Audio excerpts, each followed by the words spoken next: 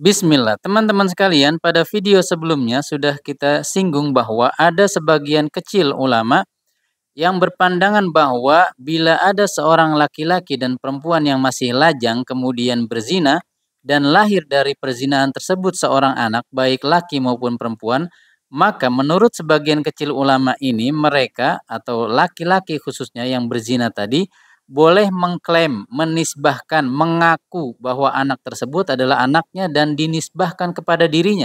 Misalnya anaknya namanya Dudung, maka Dudung ini boleh dijadikan bin Dadang misalnya, Dudung bin Dadang. Nah, di antara ulama-ulama tersebut adalah Urwah ibnu Zubair, Sulaiman ibnu Yasar. Keduanya merupakan bagian dari 7 fuqaha ya Madinah dari kalangan tabi'in. Ini ulama-ulama besar ini. Kemudian Al Hasanul Basri, kemudian Ibnu Sirin, kemudian ada Ibrahim An-Nakhai, kemudian juga ada Ishaq ibn Rahawai, sebagaimana pernyataan mereka ini dinukil oleh Ibnu Qudamah di dalam Al-Mughni jilid ke-9 halaman 123. Kemudian dari kalangan madhab yang empat ada Al-Imam Abu Hanifah. Kemudian di generasi 600-an sampai 700-an ada Ibn Taimiyah dan muridnya Al-Imam Ibnul Qayyim Al-Jauziyah. Kemudian dari kalangan ulama kontemporer misalnya Syekh Rashid Ridho dan juga Syekh Muhammad Salih Al-Utsaimin. Nah, sekarang mari kita simak pernyataan daripada Sulaiman ibnu Yasar yang dinukil pernyataannya tersebut dari Bukair dengan nomor riwayat 3106 di dalam As-Sunan karya Al-Imam Ad-Darimi, di mana beliau berkata, laki-laki mana saja yang datang lalu mengklaim seorang anak bahwa anak tersebut adalah hasil dari hubungan gelapnya, hubungan perzinahannya, dan dia telah mengakui bahwa telah berzina dengan wanita yang menjadi ibu dari anak tersebut dan tidak ada laki-laki lain yang mengklaim anak tersebut, fahuwa yarisuhu, kata beliau, maka anak tersebut dapat mewarisi harta dari si pezina laki-laki tersebut, artinya menjadi anaknya, ya. Kemudian Al-Imam Bukair juga berkata, aku bertanya Urwah tentang hal yang demikian, maka jawaban beliau sama dengan pernyataan Sulaiman ibnu Yasar. Kemudian Al-Imam Ibnu Qudamah menukil pernyataan Al-Imam Abu Hanifah. Di dalam Al-Mughni di jilid ke-9 halaman 123 di mana beliau Abu Hanifah berkata, aku tidak menganggap adanya masalah bila ada seorang laki-laki yang berzina dengan seorang wanita sampai dia hamil dan melahirkan untuk dia menikahi wanita tersebut. Tidak ada masalah menurut Al-Imam Abu Hanifah. Wa yastur 'alaiha, dan hendaknya dia menutup aib tersebut, perzinahan tersebut.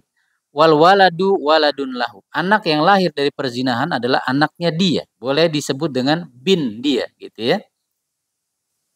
Kemudian Al-Imam Ibnul Qayyim misalnya berkata bahwasannya Ishaq ibn Rahawai berpendapat atau berpandangan bahwasannya anak yang lahir dari hasil perzinahan, jika tidak ada yang mengklaim dari orang yang memiliki hubungan pernikahan, misalkan suami, ya, yang istrinya berselingkuh, tidak ada seperti itu, maka sang pezina tadi boleh mengklaimnya dan anak tersebut dinisbahkan kepadanya.